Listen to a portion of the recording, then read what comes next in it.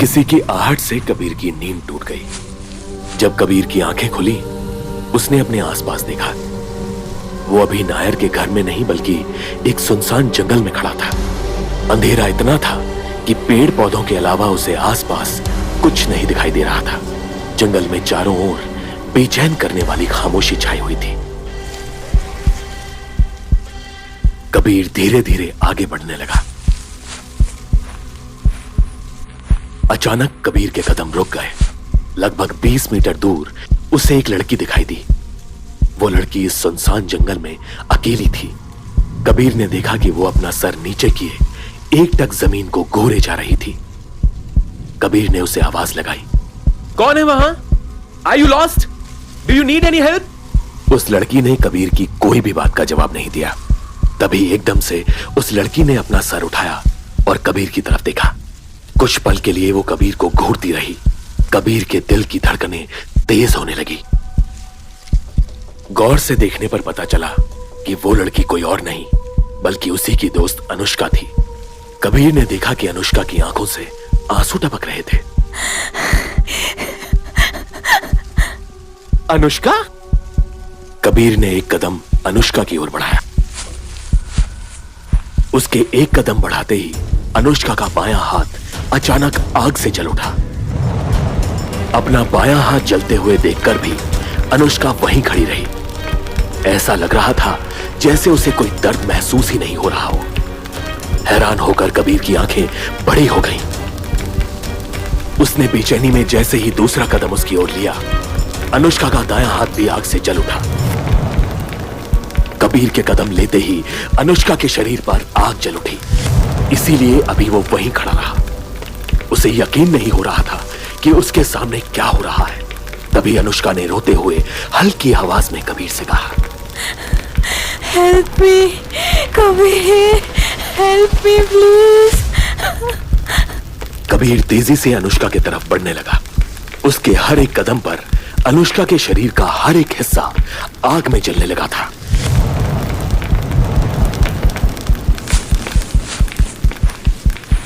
Anushka! No! Kabir Anushka के करीब पहुंचने ही वाला था कि अभी उसके शरीर का आखिरी हिस्सा यानी उसका चेहरा वो भी जल उठा।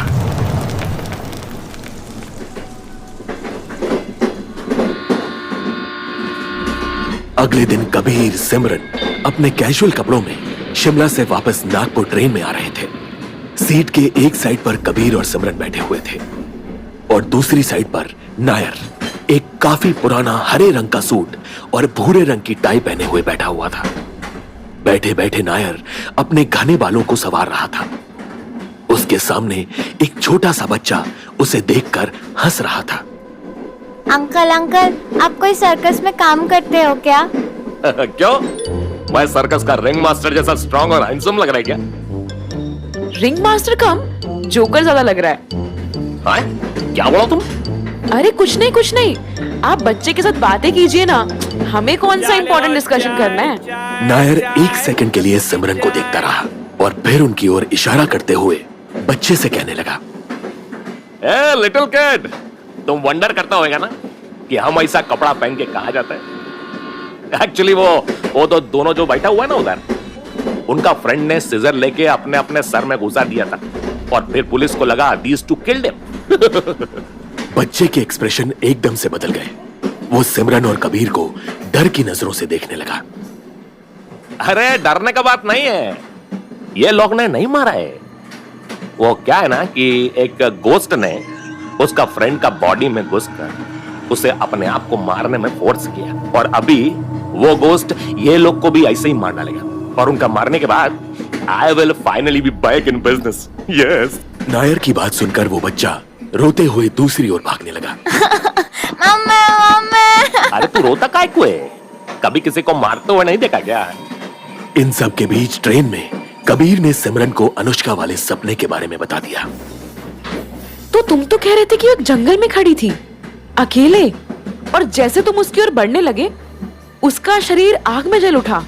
कबीर ने हामी भरते हुए अपना सर हिलाया। जब कबीर ने नायर की ओर देखा तो नायर बड़े चाव से एक एप्पल खा रहा था। Sir what do you think? इसमें 10% और जूस होता ना तो it would have been the perfect apple. Just miss. हाँ, तुम क्या बोल रहा था? My dream about Anushka. Do you think it means anything? और is it a clue about कि नेक्स्ट कौन मरने वाला है? Dreaming about another woman when you are in a relationship, huh? What do kids say nowadays? Huh? Been there, done that. Huh? Anyways, तुम्हारा dream एक vision हो सकता है about the future, but the chances are very low. पहले तुम मेरे को ये बताओ, what was the ritual you guys were in? 10 साल पहले कॉलेज के दिनों में हम एक लड़के का मजाक उड़ाया करते थे. मतलब हमें सुनने में आया था कि वो काला जादू करता है, तो हमने बस ऐसे ही उसके साथ 2-3 प्रैंक्स किए थे. कबीर एकदम से अपनी सीट से खड़ा हो गया और सिमरन की ओर नाराजगी से देखने लगा. सिमरन, से इट एज इट इज. हमारी गलतियों को शुगर कोट करने की कोई जरूरत नहीं है. सर, हम उस पर प्रैंक्स नहीं, उसे कॉन्स्टेंटली बुली किया करते थे. और एक दिन तंग आकर उसने एक रिचुअल सर्कल में सिद्धार्थ को सेक्रीफाइस करने की कोशिश की. लकीली हम लोग वहां पर टाइम पर पहुंच गए. Looking back I remember him screaming and begging us to let him complete the ritual. लेकिन ऑब्वियसली हमने उसकी एक नहीं सुनी. उस वक्त हमारे बीच हाथापाई भी हुई थी और मेरे हाथों अधर्म मारा गया. अधर्म का नाम सुनते ही नायर खड़ा हो गया और उसके चेहरे के एक्सप्रेशंस एकदम से बदल गए. उसी समय इंस्पेक्टर भोसले, हवलदार तावड़े और सिद्धार्थ नागपुर स्टेशन पर खड़े हुए दिखाई दिए. हवलदार तावड़े अपने फोन में किसी की लोकेशन देख रहा था. इंस्पेक्टर भोसले उसकी ओर चलते हुए आया. ए तावड़े, कहाँ पहुंचे वो लोग? सर, इसमें दिखा रहा है कि सिमरन और कबीर नागपुर स्टेशन से कुछ ही घंटों की दूरी पर हैं. वो दोनों अभी भी ट्रेन में ही बैठे हैं.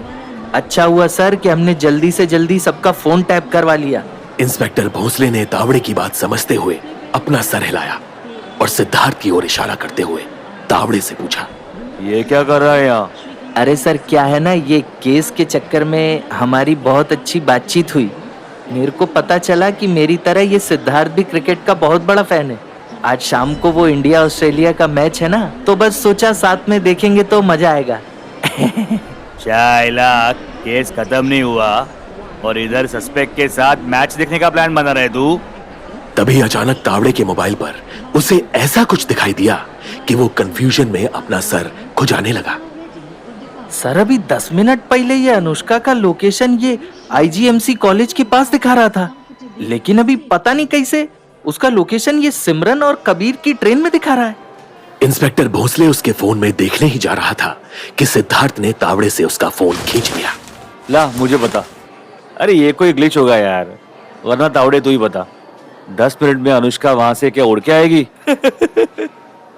ट्रेन में अभी अधर्म का नाम सुनते ही नायर एकदम से खड़ा हो गया और उसके चेहरे का एक्सप्रेशन बदल गया. उसने सीट के नीचे से अपना मोटा सूटकेस बाहर निकाला. सूटकेस के अंदर अजीब अजीब चीजें थी. कुछ कार्डबोर्ड के टूटे हुए टुकड़े, माचिस के 15-20 डब्बे, पोटेशियम नाइट्रेट की बोतल. ये सारी चीजें नायर को किस काम आती थी, ये नायर के अलावा कोई और नहीं बता सकता था. अचानक उसने ये सब चीजों के बीच से एक काली किताब निकाली. फाइनली. तुम दोनों को पढ़ने को तो आता ना? नहीं आता तो उसी छोटा बच्चे को मैं वापस बुलाता हूँ. He might help you. Yeah, boy. सिमरन ने फट से नायर के हाथ से किताब ले ली. अरे नहीं नहीं, उसकी कोई जरूरत नहीं है. हम जैसे तैसे मैनेज कर लेंगे. लेकिन ये किताब है किस बारे में? It's your formula. The answer to all your problems. Get it? Because math में फार्मूला से प्रॉब्लम सॉल्व करते हैं. I am too funny sometimes, huh? सिमरन ने किताब का पन्ना खोला और उसे पढ़ना शुरू कर दिया. कुछ सदियों पहले जब सत्ता सरकार के हाथों में नहीं बल्कि धर्म के हाथों में होती थी, उस दौर में लोगों के लिए धर्म से बड़ा कुछ भी नहीं था. धर्म के नाम पर किसी की बलि चढ़ा देना आम बात थी. उसी ही दौर में एक दिन बड़े से पीपल के पेड़ के नीचे आसपास के गांव के सरपंच और अलग अलग धर्मों के लोग खड़े दिखाई दिए. सबके चेहरों पर काफी गुस्सा दिखाई दे रहा था.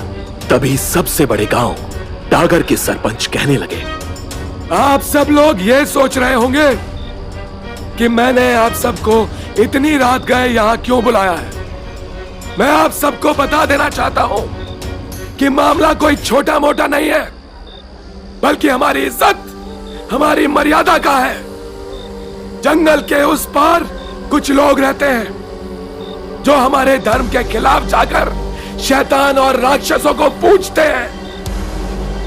सुनने में आया है कि उनके शैतान को प्रसन्न करने के लिए पूजा में वो हमारे देवताओं की मूर्ति भी तोड़ देते हैं।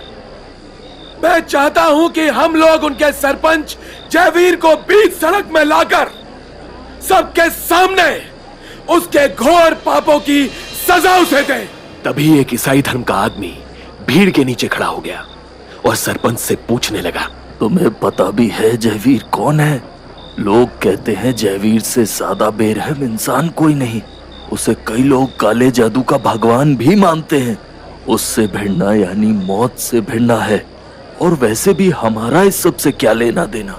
ये तुम्हारे हिंदू धर्म की आपस की बात है। इसमें हम सब क्यों दखल अंदाजी करें? क्योंकि आज वो हमारे देवताओं को ठेस पहुंचा रहा है। किसे पता कि कल आपके देव को भी वो ठेस पहुंचाने लगे। हमारे भगवान को छोड़कर लोग जयवीर के साथ उसकी सिखाई हुई अधर्मी जिंदगी जी रहे हैं। और ऐसे ही चलता रहा तो कल की पीढ़ी ईश्वर से नहीं बल्कि शैतान से प्यार करने लगेगी। आपका तो पता नहीं, लेकिन अगर ऐसा दिन आया तो मैं अपने धर्म के लिए पूरी दुनिया जला दूंगा। सरपंच की बातों ने लोगों में जोश और जुनून भर दिया। रात के अंधेरे में सब लोग मशाल लेकर जंगल में जयवीर के घर की ओर बढ़ने लगे। अचानक सरपंच का एक साथी दौड़कर उनकी ओर आया। सरपंच जी, बुरी खबर है। जयवीर कहीं बाहर है। उसके घर में सिर्फ उसकी बीवी और उनका 5 साल का बच्चा है। हमें किसी और दिन आना होगा। हम सबक सिखाने आए हैं। जो होना है आज ही होगा। जला दो उन्हें। ये बात सुनते ही सरपंच के साथी का शरीर ठंडा पड़ गया। उसे मुखिया की बात पर विश्वास नहीं हो रहा था। लेकिन उस घर में बसो निर्दोष माँ और उसका मासूम बच्चा है।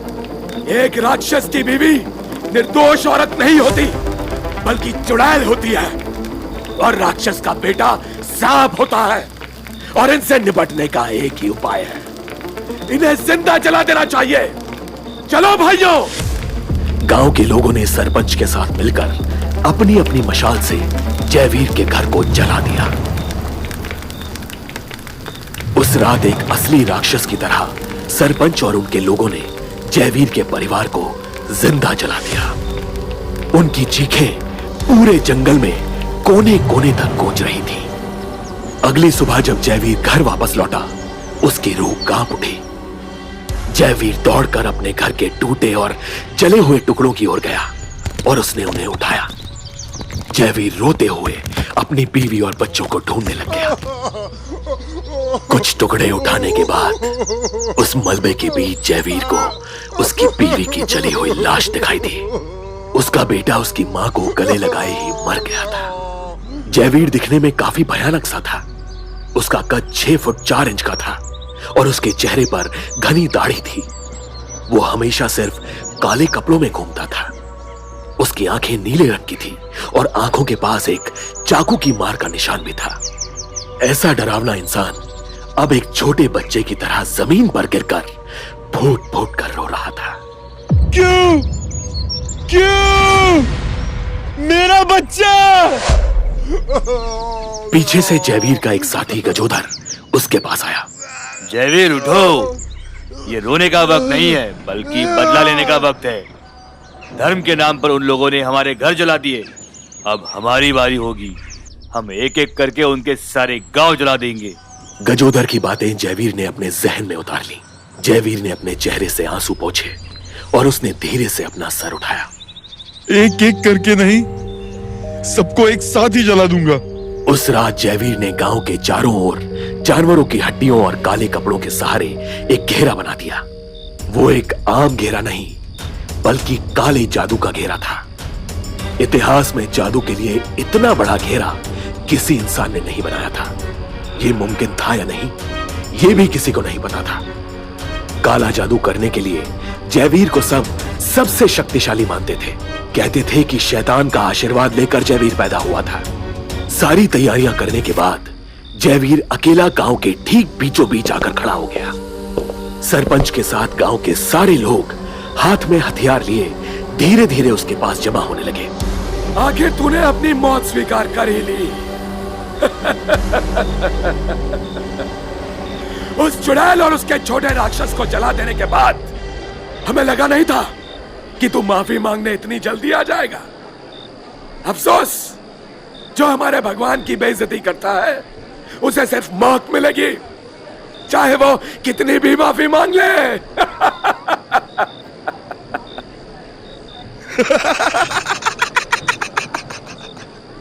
तुझे लगता है मैं यहाँ माफी मांगने आया हूँ? देख मेरी आंखों में और बता क्या करने आया हूँ मैं यहाँ, बता। ये कहते हुए जयवीर ने जैसे ही एक कदम सरपंच की ओर बढ़ाया, सारे लोगों ने डर से एक कदम पीछे ले लिया। जयवीर की आंखें हद से ज्यादा लाल हो चुकी थीं। उसे देखकर ऐसा लग रहा था जैसे वो खून का प्यासा हो। जयवीर ने आसमान की तरफ देखा और अपने हाथ हवा में फैला दिए। आज इस मौत के युद्ध में देखते हैं कि क्या तुम्हारा भगवान तुम्हें बचाने आता है या मेरा शैतान मुझे।